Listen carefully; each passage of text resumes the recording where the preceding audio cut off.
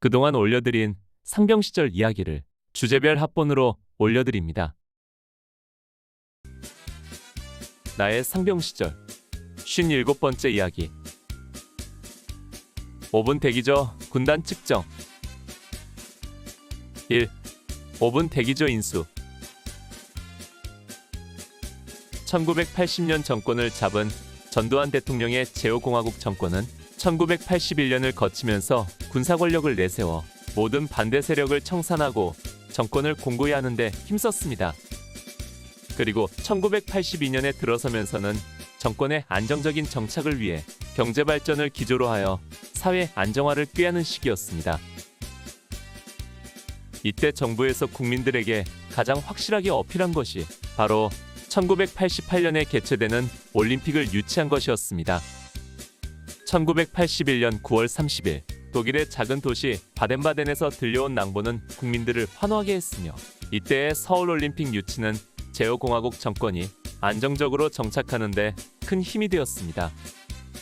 그뿐 아니라 88 올림픽 대회를 2년 앞두고 치러질 1986년 아시안게임까지 1981년 11월 26일 유치하므로 올림픽 개최를 앞두고 대규모 국제 경기대회를 리허설할 수 있는 조건까지 갖추게 되었습니다.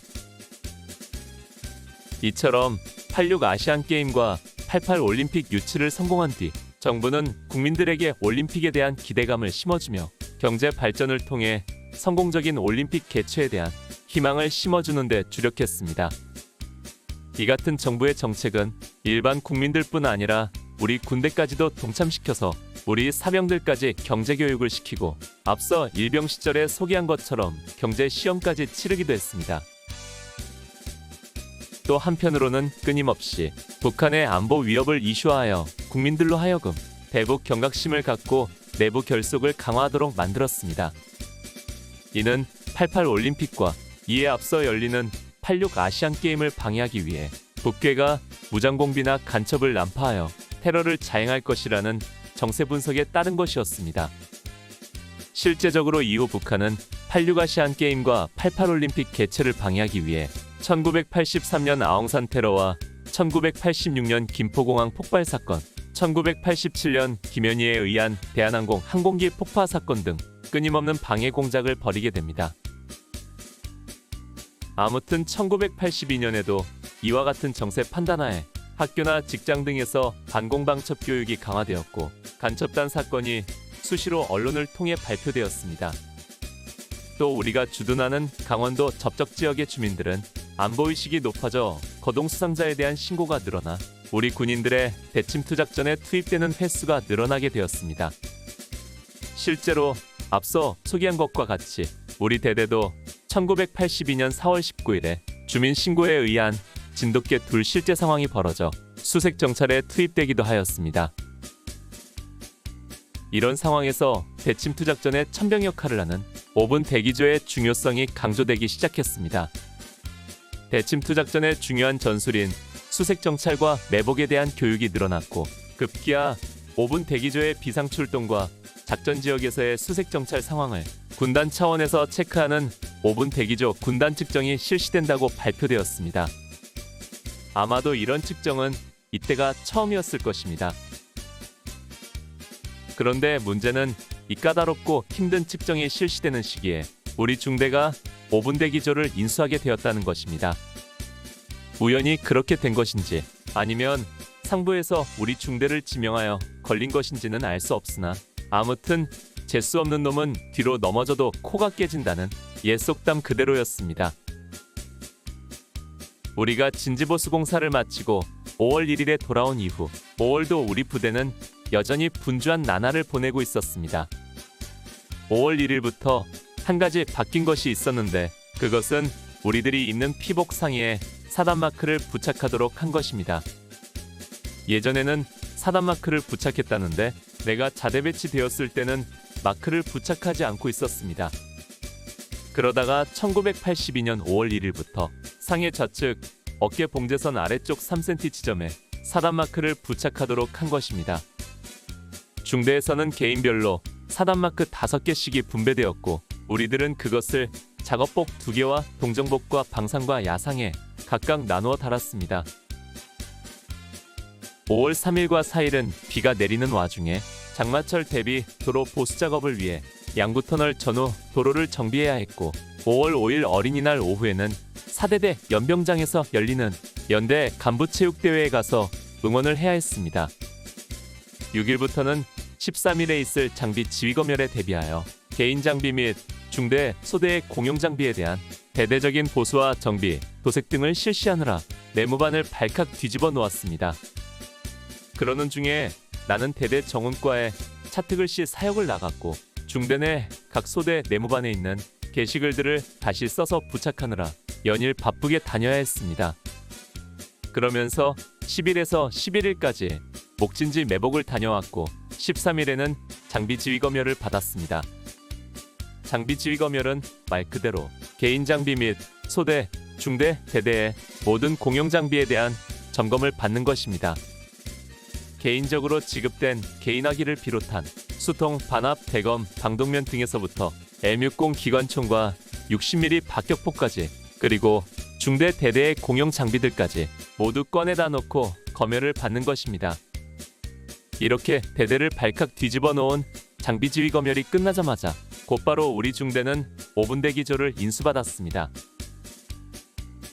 1982년 5월 14일 금요일, 몇몇 분대장과 선임병들이 5분대 기조 차량을 인수하러 1대대 3중대로 갔습니다. 그리고 각 소대별로 자기네 차량에 실려있는 품목을 확인하여 인수했습니다. 각종 실탄과 화기류는 정확히 인수인계를 하지 않으면 나중에 큰 문제가 생기므로 물품 목록과 대조하여 꼼꼼하게 확인을 해야 합니다. 각 소대 인수병들이 차량과 화기를 인수하는 동안 남은 사람들은 5분대 기조 군장을 꾸립니다. 5분대 기조 군장은 판초우에 속에 긴급 식량으로 사용할 건빵을 몇 봉 넣고 둘둘 말아 그 양쪽 끝을 묶어 도너츠 모양으로 만드는 것이 5분대 기조 군장입니다. 출동할 때는 그 군장을 어깨에 각개로 메고 나가는 것이지요. 이윽고 5분대 기조 차량 인수팀이 인수를 마치고 차량을 타고 중대 앞 연병장에 들어와 정차했습니다. 이제부터 5분대 기조 군단 측정이라는 막중한 임무를 수행해야 할 우리 중대의 5분대 기조 임무가 시작된 것입니다. 나의 상병 시절 58번째 이야기. 5분대 기조 군단 측정. 2. 비상점검과 출동훈련. 1982년 5월 14일 금요일, 우리 중대는 5분대 기조 임무를 부여받고 5분대 기조 차량과 실탄 등을 인수해왔습니다. 그런데 이번 5분대 기조는 인수받기 전부터 우리에게 불만스러운 내용들이 전해졌습니다. 그것은 이번 5분대 기조가 단순히 비상대기 임무만 수행하는 것이 아니라 5분대 기조 임무 수행 능력을 제3군단 차원에서 점검하는 측정이 걸려있는 5분대 기조였기 때문입니다. 우리가 정상적인 순서에 따라 5분대 기조를 맡았고 재수 없이 군단 측정이 걸린 것인지, 아니면 우리 중대장이 대대 내에서 가장 후임 중대장이라 총대를 매게 된 것인지는 몰라도 우리 중대원들로서는 불행한 일이 아닐 수 없었습니다. 그렇지 않아도 긴장하며 살아야 하는 5분대 기조인데 군단 측정이라는 짐까지 더하게 되었으니 정말 재수 없이 걸렸다는 불평이 저절로 나왔습니다. 그러나 항상 말하는 것이지만 우리가 아무리 불평한다고 해도 달라질 것은 아무것도 없었습니다. 그저 이런저런 생각을 빨리 버리고 현실에 순응하는 것만이 정답이었습니다. 우리는 5분대 기조 군장을 꾸리고 복장을 갖추고 5분대 기조 임무를 시작했습니다. 5분대 기조는 항상 군화를 신고 생활합니다. 밤에 잠을 잘 때도 예외가 없습니다. 그래서 평상시는 머리를 내무반 통로 쪽을 향하여 두고 잠을 자지만 5분대 기조 기간에는 반대로 통로 쪽에 발을 두고 잠을 잡니다. 비상이 걸리면 즉시 일어나 출동하기 위함입니다. 이렇게 무거운 군화를 신고 잠을 자면 여러모로 불편하여 밤에 잠도 깊이 들지 못하는 경우도 많았습니다. 그리고 외부 활동 시에는 단독군장 차림으로 생활해야 합니다. 단독군장이란 탄띠를 차고 탄띠에 탄입대와 구급대와 수통과 대검을 부착하고 철모를 쓴 복장을 말합니다. 즉 언제든지 소총과 기관총을 들고 출동하여 전투를 치를 수 있는 최소한의 복장 상태인 것이지요. 이 단독군장 복장 상태에서 사각군장을 꾸려 짊어지고 나가면 완전군장이 되는 것입니다. 내무반 안에서는 탄띠를 풀고 철모를 벗고 군화만 신고 생활해도 되지만 내무반 밖으로 나갈 때는 반드시 단독군장 차림으로 활동해야 합니다. 따라서 식사하러 갈 때에도 예외 없이 탄띠 차고 철모를 쓰고 가야 했지요. 이것은 여간 귀찮은 것이 아닙니다. 남들은 간편한 복장으로 다니는데 우리는 주렁주렁 달고 무거운 철모를 쓰고 밥을 먹거나 생활한다는 것이 생각만큼 쉬운 것은 아니었던 것입니다. 또 5분대 기조를 하게 되면 경계 근무가 많아진다는 것도 문제였습니다. 즉 기존에 우리가 담당하는 구초소 외곽 근무 외에 우리들이 타고 갈 출동 차량을 지키기 위한 외곽 근무조가 추가 편성되기 때문입니다. 다행히 날씨가 온화한 5월이라 근무 여건이 나쁘지 않았지만 전에 한겨울에 5분대 기조에 걸렸을 때는 추위 속에 자주 돌아오는 외곽 초소 근무로 애먹었던 기억이 생생합니다. 그나마 5분대 기조를 하며 돌아오는 혜택이라면 교육을 위한 장거리 학과 출장이 없다는 것 정도였습니다. 아무래도 쉽게 출동해야 하기 때문에 영내를 벗어나는 원거리 학과 출장을 할 수 없었던 것입니다. 만약에 외부로 학과 출장을 해야 할 경우에는 차량에 탑승하여 출동했습니다. 그래서 주로 영내에서 교육을 받았습니다. 5분대 기조 인수가 끝나고 군장 등을 완료한 뒤 잠시 쉬고 있는데 갑자기 비상명령이 떨어졌습니다. 비상! 5분대 기조 비상은 주번화사를 통한 전달이나 예령 없이 즉시 동령이 발령됩니다. 우리는 즉각 군장을 메고 화기를 들고 뛰어나가 차량에 탑승하여 기관총 한정을 차량 총기 거치대에 설치하고 탄포 한 통을 열어 실탄을 장전하고 선임분대장에 출동 준비 끝 보고하는 것까지 완료를 했습니다. 이렇게 출동 준비를 마치고 출동하기까지 중대 내 모든 소대가 5분 이내에 완료해야 합격인 것입니다. 갑자기 내려진 비상은 바로 그런 상태를 점검하기 위해서 대대 차원에서 내린 것이었습니다. 따라서 이때는 시간 내에 차량에 탑승하는 것만 확인하고는 비상이 해제되었습니다.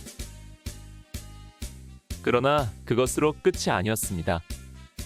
그날 오후에 내무반에서 군단 측정에 대비하여 매복과 수색 정찰에 대한 이론 교육을 받고 있는데 15시 05분 또다시 비상이 발령되었습니다. 그런데 이번에는 진돗개 둘 비상이었습니다. 진돗개 둘 비상.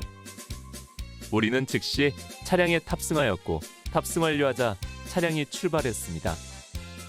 이번에는 그냥 점검 차원의 비상이 아니라 군단 측정을 대비한 출동 훈련이었습니다. 우리가 도착한 곳은 지난번 실제 상황 진돗개 둘 비상 때 출동했던 공리 뒷산이었습니다. 우리는 그곳에 도착하자마자 섹타를 부여받고 곧바로 수색 정찰에 들어갔습니다. 모든 상황은 실전과 같이 전개되었습니다. 대대에서 참모들이 출동하여 우리들의 수색 정찰하는 상황을 지켜보며 체크하고 지적했습니다. 군단 측정이라는 군인으로서 엄청난 시험을 앞두고 대대와 연대에서는 모든 관심을 우리에게 쏟고 있는 것입니다. 상황은 쉽게 끝나지 않았습니다. 어둠이 내리고 사방을 분간하지 못할 정도인데도 수색을 마치고 내려오라는 연락이 없었습니다. 본래 어두워지면 수색 정찰을 마치고 매복조가 투입되는 것이 정석인데 어찌된 일인지 가타부타 지시가 없었던 것입니다. 우리들은 저녁 식사로 건빵을 꺼내 먹으며 산속에서 무한정 대기했습니다. 어둠 속에서 움직일 수도 없었습니다. 칠흑같이 어두운 밤에 산속에서 수색작전을 펼칠 수 없기 때문입니다.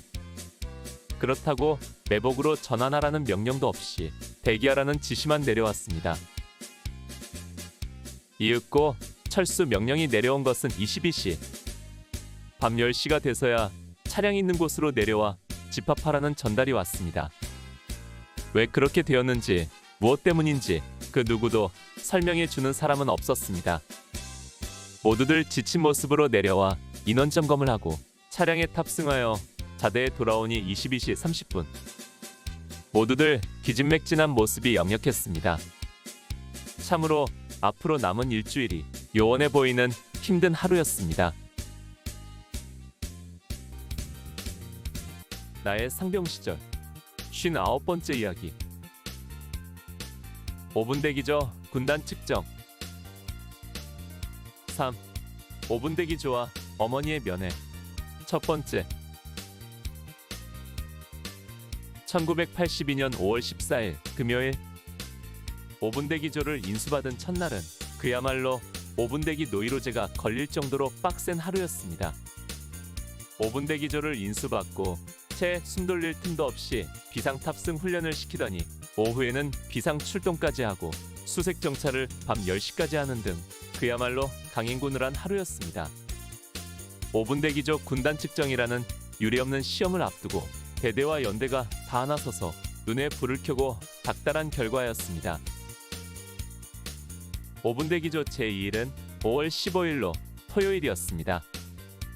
이날도 오전은 지휘관 시간이었는데 역시 군단 측정에 대비한 5분 대기조에 수색 정찰에 대한 이론 교육을 받았습니다.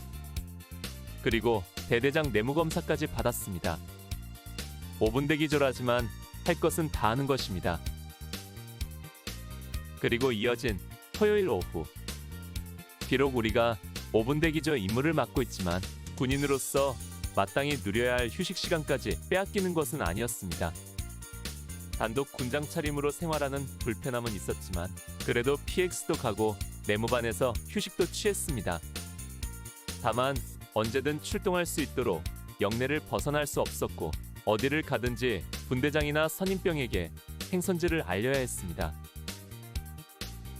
나는 어디 갈 일도 없고 그렇다고 군화를 벗고 침상으로 올라갈 수도 없어서 그냥 침상에 걸터 앉아 편지를 쓰고 있었습니다.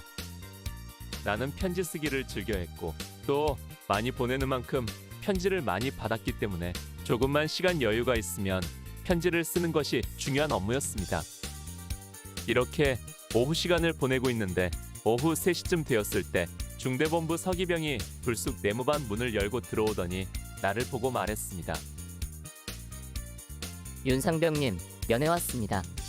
준비하시고 중대본부로 오십시오. 면회? 면회 신청자가 누구야? 예, 어머니시랍니다. 아, 어머니께서 오셨구나. 가슴이 뛰고 마음이 울컥해지는 느낌이 진하게 몰려왔습니다. 사실 그동안 집으로 대놓고 면회를 와달라는 말은 하지 못하고 그저 뵙고 싶다는 내용을 써보내기는 했습니다. 그러나 그동안 팀스피리트라는 큰 훈련을 치러야 했고 연이어 진지보수공사 등 부대를 떠나야 하는 일정이 많았기 때문에 차라리 면회를 오시지 않는 것이 좋을 상황이었습니다. 거기다 얼마 전 팀스피리트 훈련이 끝난 직후 사랑하는 여인이 면회를 올 때 어머니께서 여러 가지 음식을 바리바리 싸보내셨기 때문에 그것으로 되었다고 생각해서 어머니의 면회는 생각조차 안 하고 있었습니다. 그리고 고향인 충남 부여에서 이곳 양구까지 면회를 온다는 것이 그리 쉬운 일은 아니었습니다. 그래도 휴가를 다녀온 지 6개월여가 되었기에 고향 소식도 궁금하고 부모님도 뵙고 싶은 마음이 간절했습니다. 그래서 마음속으로만 기대감은 가지고 있었는데 그런 내 마음이 통했는지 어머니께서 이 먼 곳까지 오신 것입니다. 어머니께서는 아들을 양구 땅에 군인으로 보내놓고 이번이 두 번째 면회 오시는 것입니다. 그 첫 번째는 이등병 시절 우여곡절 끝에 형님과 함께 이 천리먼 길을 찾아오셨었지요. 제 이등병 시절 이야기에서 어머니의 첫 면회 이야기를 다룬 바 있습니다. 어머니와 형님이 첫 면회 왔던 그날은 우리 중대가 동계훈련을 마치고 복귀한 날이었습니다. 훈련에서 복귀하여 목욕을 하기 위해 목욕탕에서 온몸에 비누칠을 하고 따뜻한 물이 나오기만 기다리고 있던 그 순간에 면회 소식을 들었고 눈물 나는 면회 준비와 또한 당시 분대장이었던 박준거라사의 도움으로 연대와 대대를 2번이나 오가는 우여곡절을 겪으며 면회를 했던 것입니다. 그러고 나서 내가 첫 휴가 나가서 부모님을 뵈었고 이제 내가 입대한 후 3번째로 어머니 얼굴을 뵙게 되는 것입니다. 그런데 나는 어머니의 면회 소식을 듣고 갑자기 걱정이 앞섰습니다. 가는 날이 장날이라고 어렵게 어머니께서 면회 온 날이 바로 5분 대기조 상황이고 거기에 중요한 군단 측정을 앞두고 있었기 때문입니다. 이런 상황에서 과연 면회를 제대로 할 수 있을 것인지 걱정이 되었던 것입니다. 혹시라도 현지 면회만 되고 외출 외박이 안 될 수도 있다는 생각이 들었기 때문입니다. 현재의 엄중한 분위기로 보아 중대에서 유동병력을 최대한 단속하고 있었기 때문에 쉽게 외출 외박이 허락될 것 같지 않아 불안했습니다. 어찌되었든 면회 준비를 했습니다. 단독 군장을 벗어놓고 일기장 피복으로 갈아입었습니다. 이제 하절기로 접어들기 때문에 면회 준비는 간단했습니다. 그저 전투복만 깨끗이 차려입고 나가면 되었기 때문입니다. 아무튼 나는 5분 대기조 복장을 해제하고 일기장 피복으로 갈아입은 뒤 면회 준비를 하고 중대본부로 갔습니다. 마침 주번사관은 우리 화기소대 소대장이자 선임하사인 방진석 중사였습니다. 소대장님, 어머니께서 면회 오셨답니다. 외출 외박을 허락해 주십시오. 소대장도 입장이 곤란하긴 마찬가지였습니다.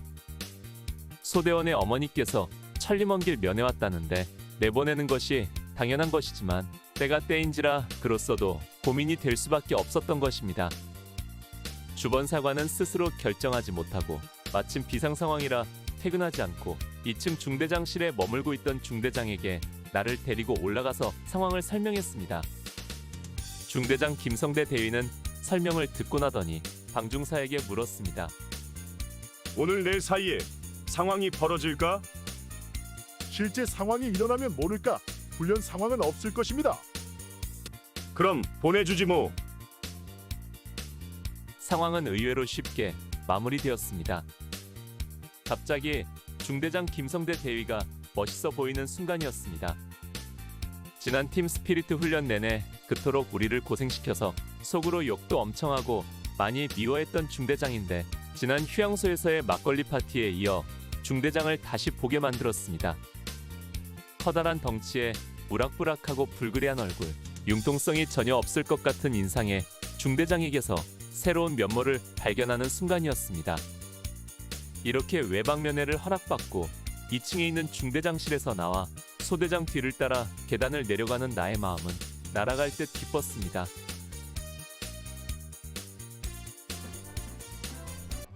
나의 상병 시절 60번째 이야기. 5분 대기조 군단 측정. 4. 5분 대기조와 어머니의 면회. 2번째. 1982년 5월 15일 토요일.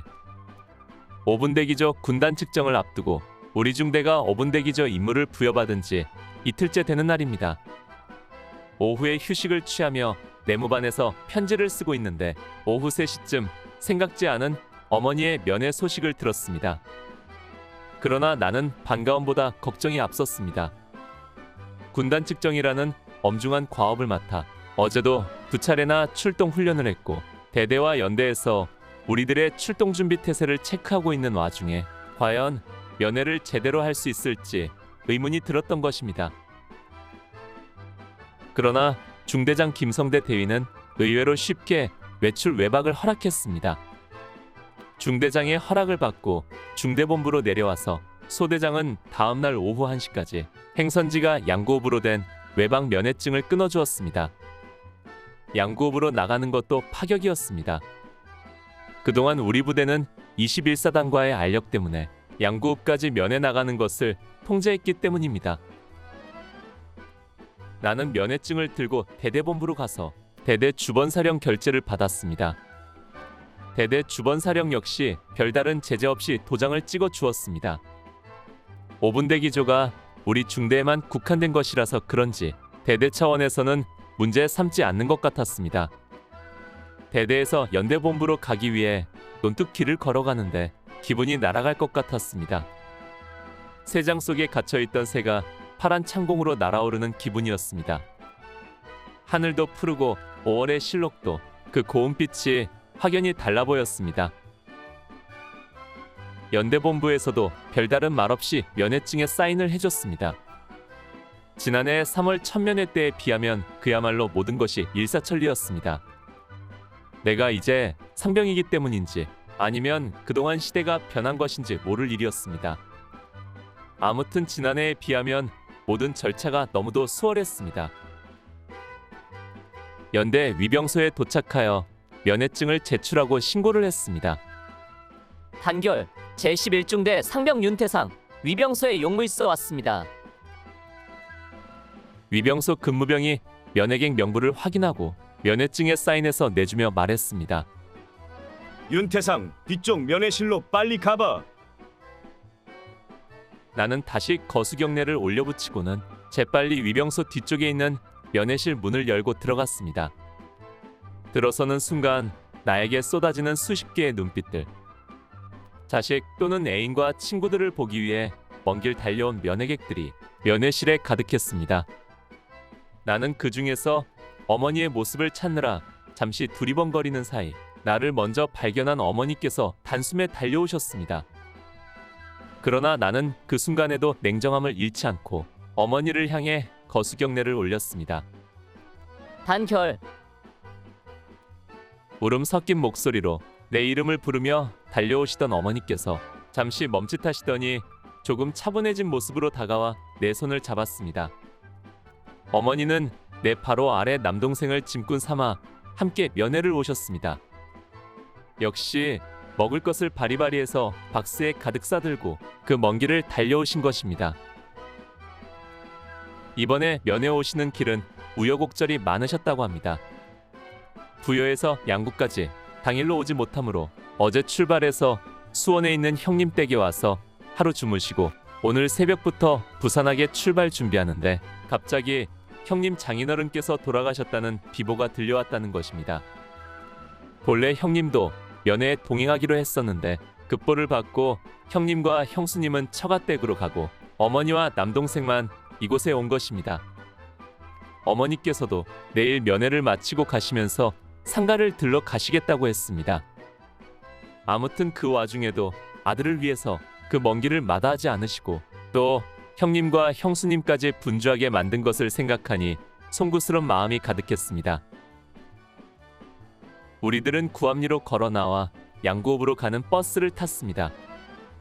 그동안 몇 차례 면회를 했지만 양구읍까지 나가서 숙박하기는 사단 병참대에서 사랑하는 그녀의 면회 때에 이어 두 번째였습니다. 양구읍에 도착하여 버스 터미널 가까운 곳에 숙소를 정하고 들어가서 가장 먼저 한 것은 역시 사제 음식으로 배를 채우는 것이었습니다. 그리고 그 이후에도 남은 시간은 오로지 먹는 것과 잠자는 것으로 때웠습니다. 그런데 내가 마침 방을 나가 여관 입구에 서 있는데 뜻밖에도 내 탄약수인 허아묵의 이병이 쑥 들어오는 것이었습니다. 내가 면회 나올 때까지만 해도 소대 내무반에 있었는데 그도 그 사이 면회가 와서 나온 것 같았습니다. 허 이병은 1982년 2월 군번으로 팀스피리트 훈련 이후에 내가 받은 직속 후임병이었습니다. 강원도 태백 출신의 허 이병은 조금 넓적한 얼굴에 이목구비가 뚜렷하고 잘생긴 미남이었습니다. 이날 허 이병을 찾아온 면회객은 바로 그의 아내와 처제들이었습니다. 허 이병은 군입대 전에 이미 아내와 동거를 하고 있었던 것입니다. 비록 결혼식은 올리지 않았지만 양가의 어르신들이 인정해주는 부부였고 저녁 후에 곧바로 결혼식을 올릴 예정이라고 하더군요.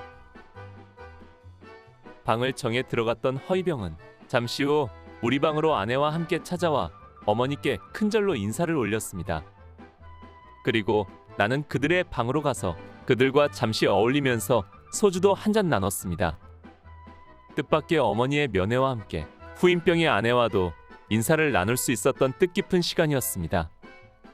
아무튼 5분 대기조 측정을 대비하여 긴장감으로 휴일을 보낼 전우들은 잠시 있고 우리들은 정말 오랜만에 무자비한 휴식을 취할 수 있었습니다. 다음 날인 5월 16일 오전 동안은 잠자는 것과 먹는 것으로 보내고 점심은 숙소에서 나와 근처 식당에서 허위병 가족과 함께 먹었습니다. 그리고 어머니와 동생을 서울행 직행버스에 태워 먼저 보내고 나도 소대원들에게 나눠줄 담배 몇 갑과 신곡이 담긴 레코드 음반 한 장을 사서 들고 허위병과 함께 남면행 시내버스를 타고 귀대 시간에 맞춰 부대로 복귀했습니다. 이렇게 긴장감으로 주말을 보내야 했던 나는 뜻하지 않은 어머니의 면회로 인해 원기 충전의 시간을 갖게 되었습니다.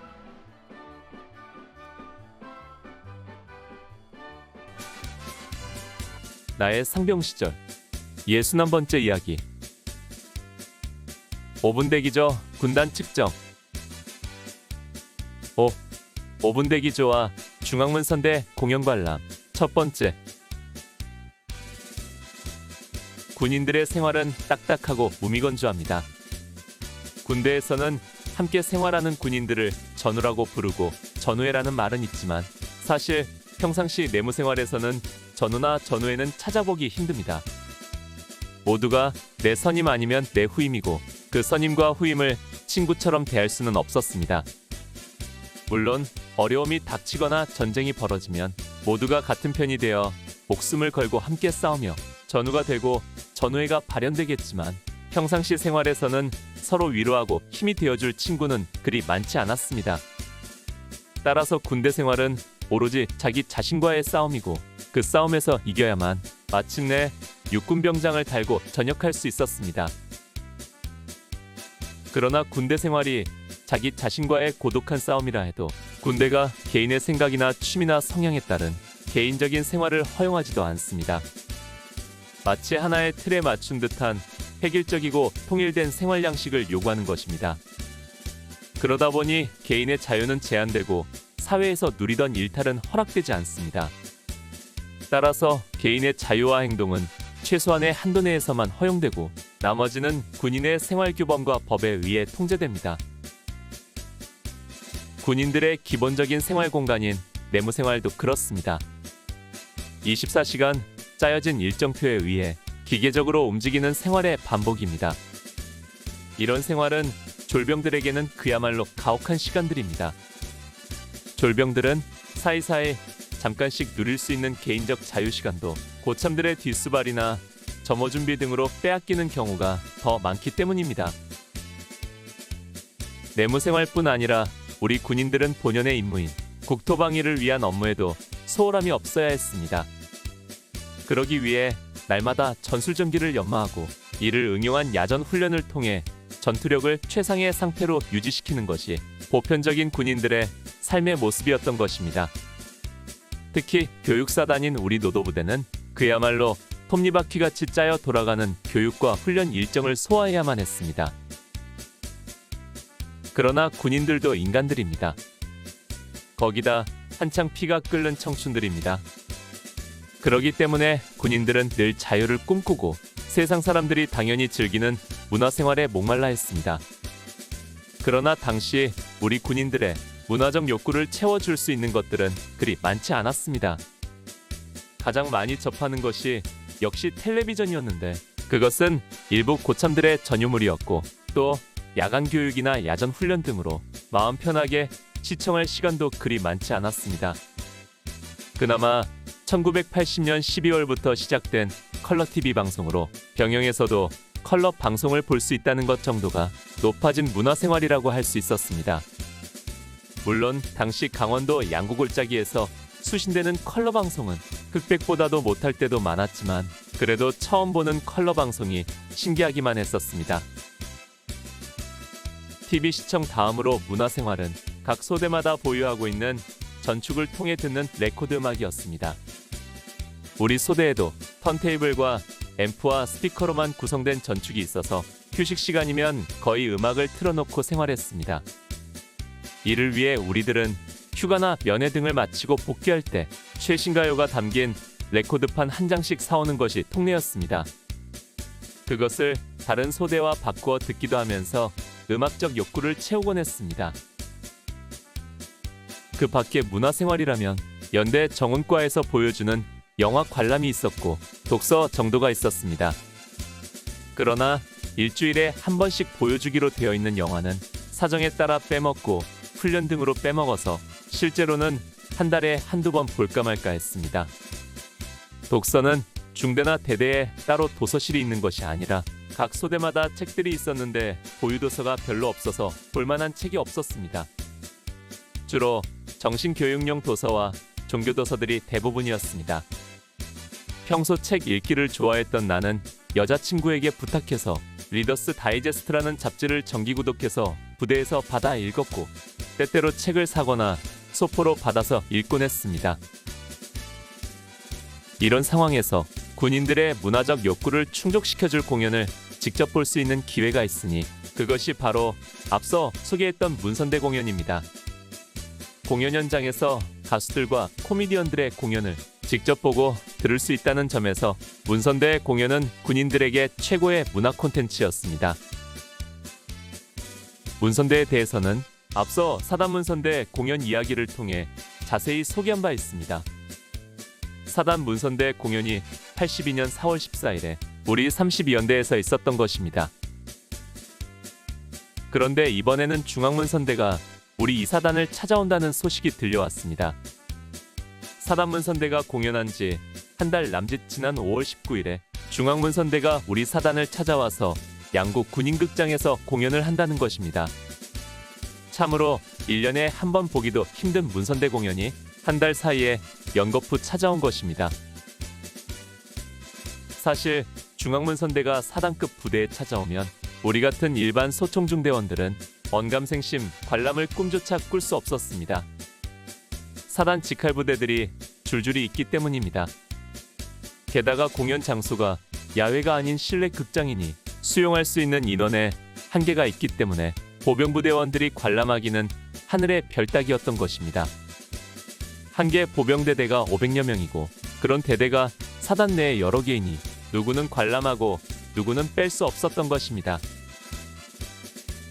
그런데 놀라운 일이 벌어졌습니다. 어찌된 일인지 이번 중앙문선대 공연에 우리 중대가 관람부대로 선정된 것입니다. 알다시피 우리는 5분대 기조 임무를 수행하고 있으며 군단 측정을 앞두고 연일 비상출동 훈련과 수색정찰 교육을 받고 있는 상황이었습니다. 그런 우리 중대가 중앙문선대 관람을 하게 되리라고는 꿈에도 생각지 못했는데 정말 천지개벽할 일이 벌어진 것입니다. 나중에 생각해보니 연일 고생하는 우리에 대한 보상 차원도 있었던 것 같고 또 하나 중요한 이유가 있다면 우리는 차량을 타고 이동할 수 있다는 점도 고려되었던 것 같습니다. 5분대 기조 임무를 수행하기 위해 이동 시 항상 차량으로 이동해야 하기 때문에 양구읍까지 가서 공연을 관람하고 돌아오기가 수월하기 때문입니다. 만약 상황이 벌어지면 공연장에서라도 즉각 출동하면 되기 때문에 임무 수행에도 큰 어려움은 없었습니다. 또 군단의 측정을 앞두고 우리들 사기를 높여줄 수 있다는 계산도 있었을 것 같습니다. 아무튼 이렇게 해서 우리 중대는 전혀 생각지도 못했던 중앙문선대 공연을 관람하는 행운을 누리게 되었습니다. 나의 상병 시절 62번째 이야기 5분대 기조 군단 측정 6. 5분대 기조와 중앙문선대 공연 관람 두 번째 1982년 5월 19일 수요일 사단문선대 공연을 관람한 지 한 달여 만에 행운처럼 찾아온 중앙문선대 공연일이 되었습니다. 5분대 기조 군단 측정이라는 정말 중요하고도 엄중한 임무를 맡고 있는 우리에게 중앙문선대 공연 관람은 정말 생각하지 못했던 행운이었습니다. 그런데 역설적이게도 우리가 5분대 기조였기 때문에 소총중대에서 유일하게 중앙문선대를 관람하게 된 것이었습니다. 차량을 이용하여 쉽게 이동할 수 있는 데다 공연 관람 중에라도 비상이 걸리면 즉시 출동할 수 있었기 때문입니다. 아무튼 생각지 않은 행운에 우리 중대원들은 모두들 싱글벙글했고 사기가 드높았습니다. 08시가 되자 주번화사의 전달이 왔습니다. 각 소대 출동 준비를 갖추고 중앙문선대 관람 출발을 위해 08시 30분까지 차량 탑승 완료할 것. 우리가 준비할 것은 별로 없었습니다. 밤에도 복장을 갖추고 군화를 신고 잠을 자는 상황이니 그대로 5분 대기 군장을 들고 총을 들고 차량에 타기만 하면 되는 것입니다. 이날은 정원 교육의 날이었고 아침부터 비가 내렸습니다. 비가 오면 차량에 실려 있는 화기와 실탄들을 보호하기 위해 차량 호로를 씌웁니다. 사람보다는 실탄과 수류탄과 박격포탄과 크레모아 등이 더 대우를 받는 것이지요. 지난번 팀 스피리트 훈련 복귀할 때 빗속에서도 호로를 치지 않고 이동했는데 이번에는 호로를 치고 가는 것입니다. 아무튼 그 덕분에 우리들은 판초 호위를 걸치지 않고도 차량을 탑승하여 이동할 수 있었습니다. 우리들은 기대에 들떠 있었습니다. 자대를 떠나 양구읍에 나간다는 것도 즐거운 일이고 그것도 군용 트럭을 타고 이동하여 중앙문선대 공연을 볼 수 있다는 것은 그동안의 고생을 날려버릴 정도로 기분 좋은 일이었습니다. 이윽고 공구시가 되자 차량이 움직이기 시작했습니다.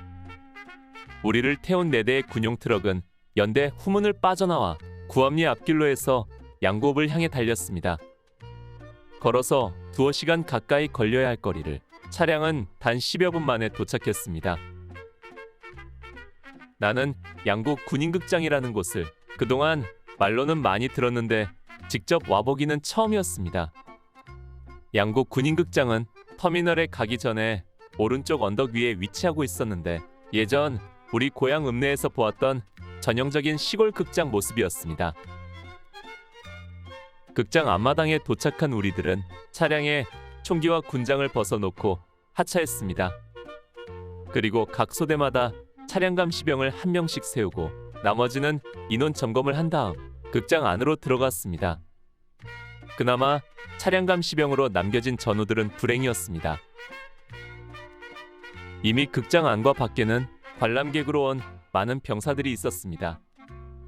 대부분 사단 사령부 기행부대 소속인 그들은 군복의 작업모 차림이었습니다.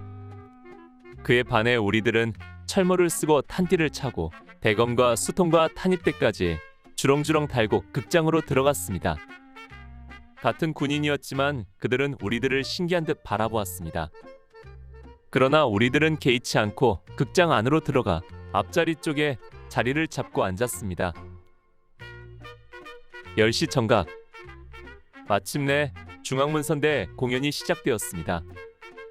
문선대 공연에 앞서 지난번 사단 문선대 때와 같이 사단 정훈 참모가 나와서 공연 관람 시 주의 사항을 전달했습니다. 그리고 사단장은 바쁜 일정으로 참석하지 못했다며 사단장 대신 배석한 부사단장에게 공연 시작을 보고하는 것으로 중앙문선대 공연이 시작되었습니다.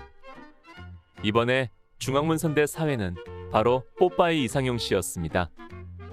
군대 오기 전부터 군 위문 프로그램을 가장 많이 진행했기 때문에 라디오와 텔레비전에서 많이 나오던 유명인이었습니다.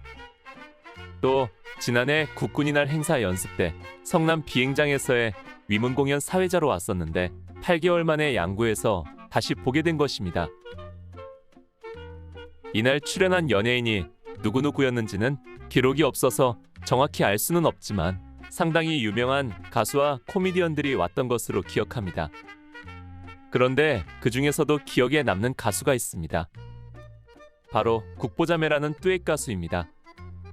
이런 자매 가수가 있다는 것도 그날 처음 알았을 정도로 신인 가수였는데 예쁘게 생긴 두 아가씨가 짧은 치마를 입고 나와서 생기발랄하게 노래를 하며 불타는 청춘들의 가슴을 뒤집어 놓았습니다. 많은 병사들이 앞으로 달려나가고 일부는 무대에까지 올라가서 국보자매와 어울려 춤을 췄습니다.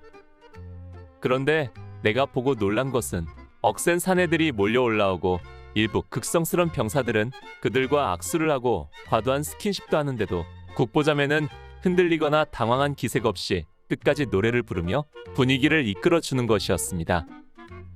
나이 어린 신인 가수들로서 그리 쉽지 않았을 그런 상황에서도 끝까지 최선을 다하는 모습을 보고 나는 국보자매라는 이름을 잊지 않게 되었습니다. 다만 안타깝게도 국보자매는 그리 오랫동안 활동하지는 않은 것으로 알고 있습니다. 아무튼 중앙문선대의 공연은 역시 사단문선대에 비해 실력으로나 품격으로나 월등했었다고 기억됩니다. 공연은 1시간 30분 동안 진행되었고 마지막 프로그램은 고고 댄스 타임으로 끼 있는 병사들이 모두 나와서 고고춤을 추고 그 중에서 가장 잘한 병사를 한 명 뽑아 일주일 포상휴가를 주는 것으로 마무리되었습니다.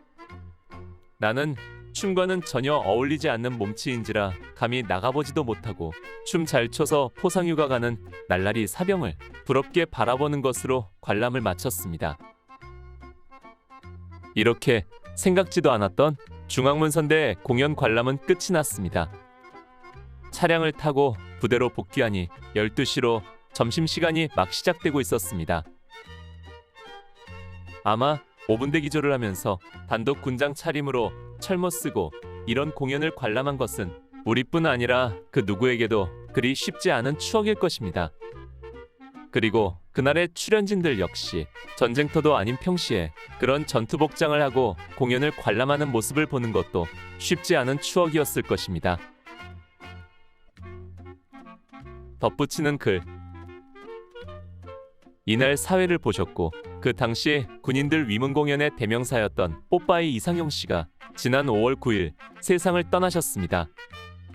늘 군인들 곁에서 사기를 높여주고 특히 우정이 무대라는 프로그램을 통해 민군 간의 가교 역할을 하셨던 분이셨지요. 또 개인적으로도 제가 군복무를 하면서 2번이나 그분이 사회를 맡은 공연을 직접 보았기에 더욱 안타깝게 생각합니다. 모쪼록 하늘나라에서도 대한민국 군인들의 힘이 되어 주시리라 믿습니다. 나의 상병 시절 63번째 이야기. 5분대 기저 군단 측정. 7. 비상 또 비상 그리고 끝. 첫 번째. 5분대 기저 군단 측정이라는 큰 시험을 앞두고 5분대 기저 임무를 맡은 우리 중대는 연일 긴장감이 감돌았습니다. 5분대 기저 임무 자체가 늘 긴장하면서 지내야 하지만 이번에는 그 성격이 달랐습니다. 군단 측정을 위한 비상이 언제 어느 순간에 발령되고 출동하게 될지 아무도 모르는 상황에서 사실 화장실도 마음대로 다니지 못할 정도였습니다. 이 같은 상황은 연대나 대대에서도 관심사항이었으므로 그들도 긴장하며 우리들의 출동 상태를 체크하기 위한 비상을 수시로 발령했던 것입니다. 그 와중에서 죽어나는 것은 우리들이었습니다. 그런 상황에서 생각지 않았던 중앙문선대 공연 관람은 우리들에게 잠시 동안 힘든 것을 잊게 해주었고 날마다 비상 노이로제에 걸려있는 우리들에게 일종의 활력소가 되었습니다. 아마도 사단을 대표하여 군단 측정을 받는 우리들의 사기를 높여주기 위해 대대나 연대에서 사단에 건의했고 사단에서도 허락을 했던 것 같습니다. 그뿐 아니라 나는 어머니께서 면회까지 오시는 바람에 많은 위로와 힘을 얻을 수 있었습니다. 그러나 이런 즐거운 일과 마음과 상황이 계속될 수는 없었습니다. 우리가 5분대 기저 임무를 맡고 있다는 현실로 돌아오는 순간 그동안의 즐거웠던 기억은 우리 뇌리에서 지워야만 했던 것입니다. 특히 중앙문선대 관람을 하고 돌아온 뒤부터는 이틀이라는 시간밖에 남지 않았기 때문에 그야말로 극도의 긴장감이 감돌았습니다. 5분대 기저의 주 임무는 신속한 비상출동과 수색정찰입니다. 대침투작전에서는 수색정찰과 매복이라는 중요한 두 가지 임무가 있는데 5분대 기조는 신속히 출동하여 주로 수색정찰을 담당하게 되고 군단 측정에서도 바로 이 부분을 측정하는 것입니다. 따라서 우리가 밥 먹고 해야 할 업무는 바로 비상 발령 시 신속히 차량에 탑승하여 출동하는 것과 지정된 장소에 투입되어 수색 정찰을 실시하는 것을 반복하는 훈련이었습니다. 이미 5분대 기조를 인수해 오던 날부터 비상 차량 탑승 훈련을 실시했고 그날 오후에는 실제로 출동하여 밤 10시 30분까지 공리 일대를 수색 정찰하기도 했습니다. 또 토요일인 5월 15일에도 오전 동안 수색 정찰에 대한 이론 교육 및 북한 특수 공작원들의 비트 구축 방법과 이를 탐지하기 위한 수색 방법 등을 영상과 차트를 통해 배웠습니다. 그렇게 주말을 보내고 새롭게 맞은 월요일 5월 17일 08시가 되자 어김없이 비상이 발령되었습니다. 5분 대기 전은 예령이 없이 바로 동령이 발동합니다. 따라서 없는 사람을 찾으러 다닐 시간이 없었고 그러기에 우리들은 멀리 갈 수가 없습니다. 하다못해 화장실 가는 것도 보고를 하고 가야 했습니다. 주번화사의 호루라기 소리와 함께 들리는 한마디. 비상. 순간 우리들은 탄띠를 차고 방독면을 착용하고 도원원 모양의 군장을 어깨에 각개로 메고 철모 쓰고 소총과 기관총과 부수기 자재를 들고 문을 박차고 차량을 향해 달려갑니다. 조금이라도 꿈지럭거리는 병사가 있으면 고참과 분대장들의 호령이 떨어집니다. 복장을 제대로 갖출 새도 없이 차량에 탑승하여 옷매무새를 추스립니다. 이렇게 차량 탑승이 완료되면 기관총 한정을 재빨리 거치하고 탄통을 열어 실탄을 기관총에 장탄한 다음 선탑자가 인원 파악을 해서 출동 준비 완료를 보고합니다. 재화기소대 21명 출동 준비 끝. 우리들의 일거수일투족은 연대와 대대 참모들에 의해 체크됩니다. 그들이 보는 것은 단순히 시간 안에 차량 탑승하는 것만 보지 않습니다. 우리들의 복장 상태, 총기와 장구류의 지참 상태, 승차 시 질서 유지와 신속성 등등을 매 눈으로 살펴보고 지적사항은 중대장을 통해 하달되어 수정하도록 합니다. 단순히 비상훈련이면 이 상태에서 비상이 해제되고 하차하여 내무반으로 돌아가게 되지만 비상출동 훈련이면 출동으로 이어져 현장에 가서 수색 정찰까지 해야 합니다. 5월 17일 월요일에만 오전 동안 두세 차례의 비상훈련이 실시되었고 오후에는 수색정찰 교도훈련을 연병장에서 실시했습니다. 교도훈련은 이론으로 배운 것을 현실을 가정하여 실습해보는 것입니다. 현장에 출동하여 숲속에 들어가 실습을 하게 되면 우리 상태를 감지할 수 없기 때문에 연병장에서 실시하여 참모들이 우리들의 동작 등을 체크하고 지적사항을 수정하도록 하였습니다. 다음 날인 5월 18일 화요일에는 오전에 비상 출동하여 연대 병기과 뒷산으로 해서 대월리까지 일대 야산을 수색 정찰하는 것으로 하루를 보냈습니다. 이 지역은 평소 우리 중대의 분소대 전투 교장이 있는 곳이라 지리에 익숙했지만 수색 정찰은 달랐습니다. 그동안 다니지 않았던 산등성이를 타고 넘으려니 만만치가 않았던 것입니다. 이 지역에 이런 곳이 있었던가 싶게 생소한 지형들이 눈앞에 펼쳐졌습니다. 화요일은 종일 수색 정찰로 그렇게 하루를 보냈습니다. 중앙문선대 관람을 마치고 돌아온 수요일 오후에도 내무교육으로 수색 정찰에 대한 이론 교육을 반복 학습했고 적전술에 대한 영상 교육도 곁들였습니다. 영상 교육은 북한 침투 요원들의 침투 수법과 은신 그리고 활동 등에 대한 내용이었습니다. 북한의 침투 요원들은 우리가 수색 정찰에서 간과하기 쉬운 지형에 비트를 파고 은신하기 때문에 발견하기 쉽지 않다고 했습니다. 영상은 그들이 파낸 흙을 처리하는 과정과 비트를 은폐 엄폐하는 방법까지 그림과 재현한 화면 등으로 자세히 보여주었습니다. 그 영상을 보면서 수색 정찰 시에 얼마나 꼼꼼하고 세밀하게 작전을 수행해야 하는지 절실히 느낄 수 있었습니다. 교육의 최종 결론은 이것이었습니다.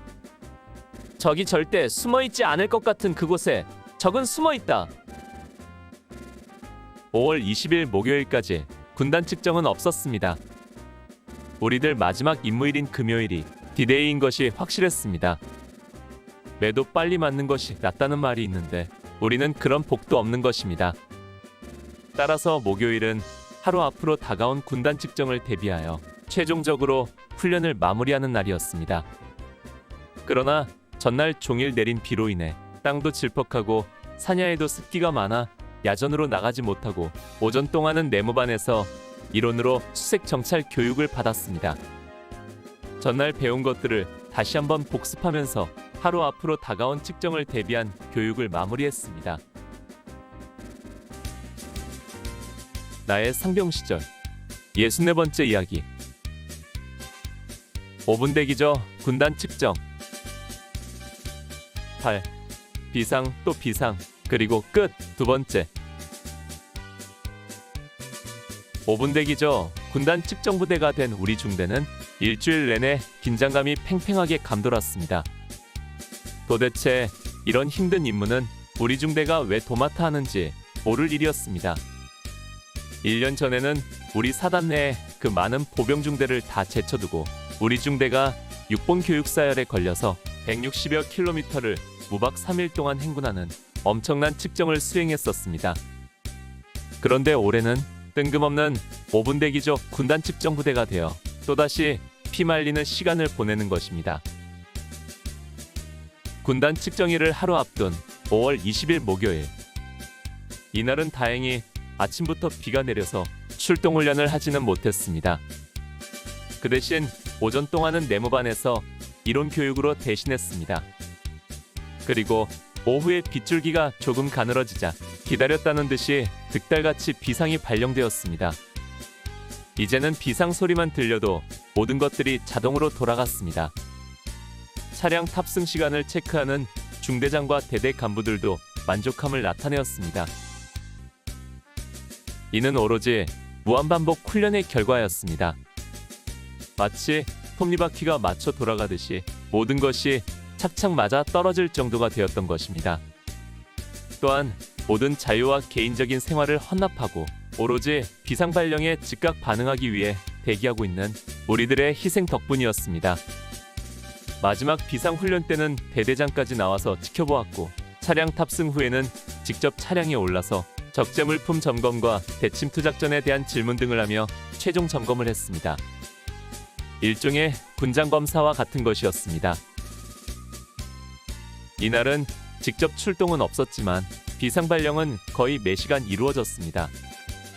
나중에는 지쳐서 차라리 출동하여 수색 정찰을 나가는 것이 좋겠다는 말까지 나올 정도였습니다. 정말 화장실조차 맘 놓고 갈 수 없는 상황이었던 것입니다.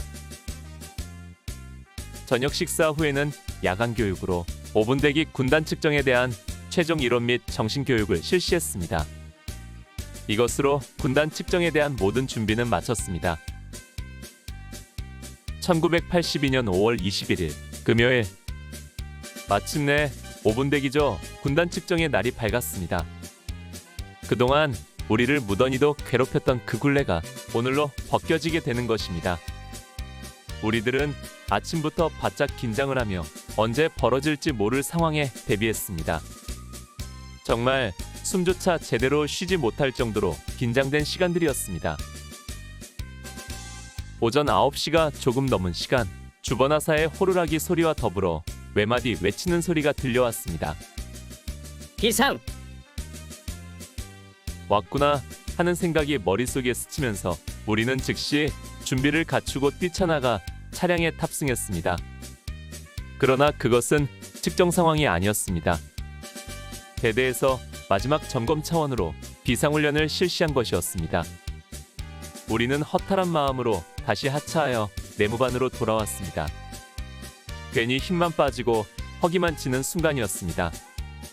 그동안 그렇게 괴롭히고도 또 하고 싶을까? 고생하는 우리들을 전혀 배려하지 않는 것 같아 화도 났습니다. 오전은 그렇게 지나갔습니다. 매를 맞아도 빨리 맞는 것이 낫다고 했는데 자꾸만 시간이 지체되니 더 긴장되고 힘이 들었습니다. 점심 식사를 마치고 역시 내무반에서 대기하고 있는데 마침내 14시가 되자 진짜 비상이 발령되었습니다. 14시 정각! 진돗개 둘 비상! 마침내 군단 측정이 시작된 것입니다. 우리가 준비하고 차량 탑승을 하는데 언제 들이닥쳤는지 측정관들이 군데군데 서서 우리들의 일거수일투족을 살펴보고 있었습니다. 우리가 승차 완료하자 곧바로 출동했습니다. 출동하는 동안에 무전으로 상황이 전달되었습니다. 우리가 출동할 지역은 석현리 뒷산이었고 그곳을 수색 정찰하는 것이 오늘의 임무였습니다. 차량은 빨리 이동하여 10여 분 뒤 석현리 고갯마루에 도착했습니다. 우리는 석현리 의병기념탑 앞에서 하차하여 중대장으로부터 색타를 부여받고 곧바로 수색에 들어갔습니다. 우리 화기소대는 각 소대로 분산 배속되었고 내가 속한 총1분대는 1소대에 배속되었습니다.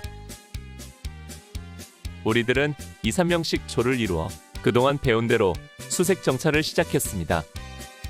석현리 지역은 봉화산 줄기에서 뻗어내린 산자락으로 완만한 지형이었습니다.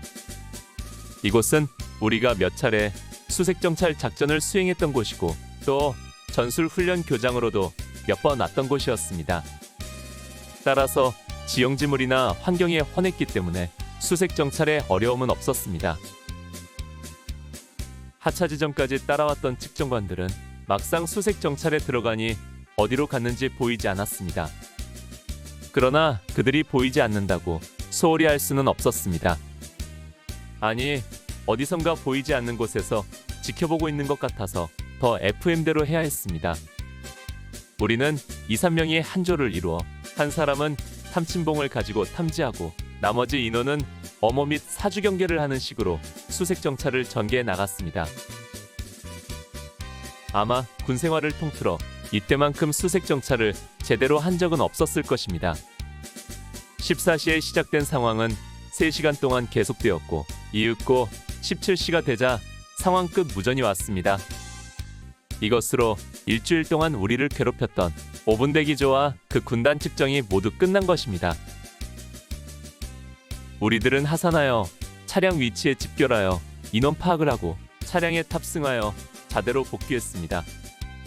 자대로 돌아오는 차 안에서 비로소 우리들 얼굴에 웃음이 피어오르고 여기저기 밝은 이야기 소리가 들려왔습니다. 모두들 그동안 엄청난 긴장감과 억눌림에서 해방되어서인지 피곤함도 잊은 것 같았습니다. 자대에 도착하니 7중대에서 5분대 기조를 인수하기 위해 인수병력이 이미 도착해 있었습니다. 그들에게 그 무거운 짐을 인계해주면서 우리는 참된 해방감을 느꼈습니다. 그리고 지난 일주일간의 그 힘들었던 순간들을 모두 날려버렸습니다. 이렇게 힘들었던 5분대기 군단 측정은 모두 끝났습니다. 그러나 그 결과에 대해서는 이후에 특별한 소식이 없이 지나갔습니다. 그러나 군대에서 지적사항이 없으면 잘한 것이라는 말처럼 우리들의 수고가 헛되지는 않았을 것이라 지금도 생각하고 있습니다.